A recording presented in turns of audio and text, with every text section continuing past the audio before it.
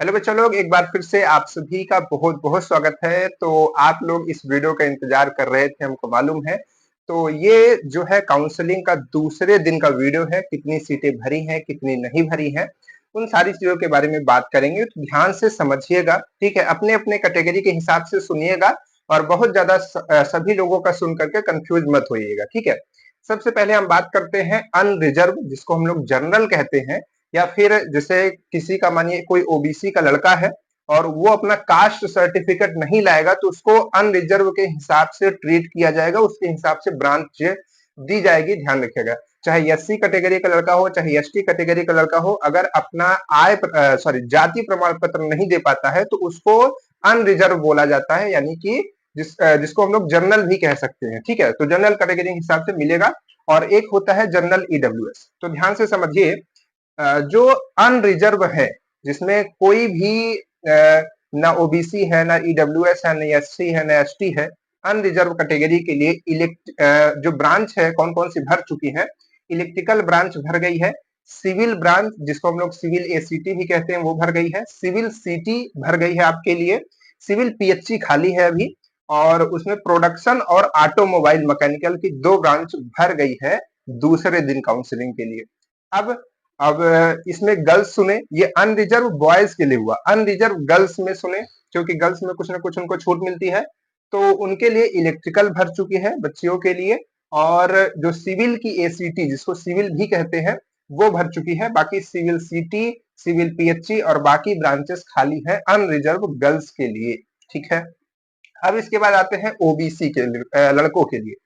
तो ओबीसी के जो बॉयज हैं उनके लिए इलेक्ट्रिकल ब्रांच फिल हो चुकी है, सिविल एसीटी भर गई है, सिविल सीटी भर गई है, और सिविल पीएचई खाली है ना। और मैकेनिकल में देखें तो मैकेनिकल में प्रोडक्शन ब्रांच आपकी भर चुकी है ओबीसी बॉयज के लिए, ठीक है। ओबीसी गर्ल्स के लोग ध्यान से सुने, ओबीसी गर्ल्स में केवल और केवल इलेक्ट्रिकल ब्रांच भरी हुई है, बाकी की अभी सारी ब्रांचेस खाली हैं ओबीसी गर्ल्स के लिए, ठीक है। उसके बाद ईडब्ल्यूएस की बात करते हैं, जनरल जिसका कैटेगरी है और जनरल वालों का ही ईडब्ल्यूएस सर्टिफिकेट बनता है। तो उनके लिए ध्यान से सुने, उसमें बॉयज और गर्ल्स अलग अलग नहीं रहते हैं, एक ध्यान से समझे। इलेक्ट्रिकल उनके लिए भर गई है, इलेक्ट्रिकल ब्रांच चाहे अगर वो ईडब्ल्यूएस का लड़का हो लड़की हो उनको नहीं मिलेगा। और सिविल एसीटी जो है वो भी लगभग लगभग भरी गई है, एक आध सीट जो बाकी होगी। तो ये आप कह सकते हैं कि इलेक्ट्रिकल और सिविल सीटी, सॉरी, सिविल एसीटी जिसको सिविल कहते हैं वो भर गई है। सिविल की 2 ब्रांचेस सिविल सीटी और पीएचई खाली है, मैकेनिकल पूरा खाली है ईडब्ल्यूएस के बच्चे हों चाहे बच्चियां हों उनके लिए।